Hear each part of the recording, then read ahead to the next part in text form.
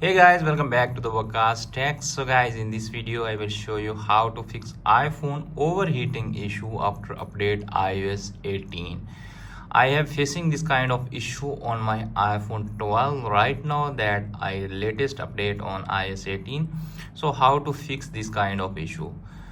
So let's start video without wasting any time. There are some method to solve that issue. First of all, you make sure you don't use any cover on your iPhone. You can see up here on screen there is no cover on my iPhone right now. When I use my iPhone 12 with cover, it's showing overheated. Okay, the second option is make sure you charge your iPhone with your original charger. Okay, don't use any other charger when you try to charge your iPhone latest iOS 18 update. Okay, don't use your iPhone when your iPhone is on charge. So the other option to fix that issue, make sure you are using your iPhone in a proper temperature.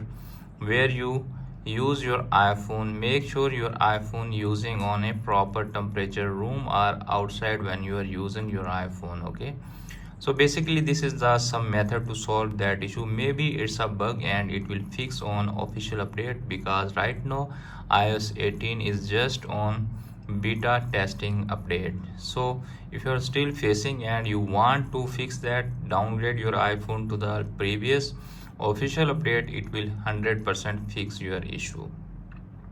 So by doing that simple step, you can easily fix that your iPhone overheating issue after update iOS 18. Hope this video is helpful for you. If the video is helpful for you, don't forget to share and subscribe my YouTube channel and press the bell icon for upcoming videos notifications. Thanks for watching.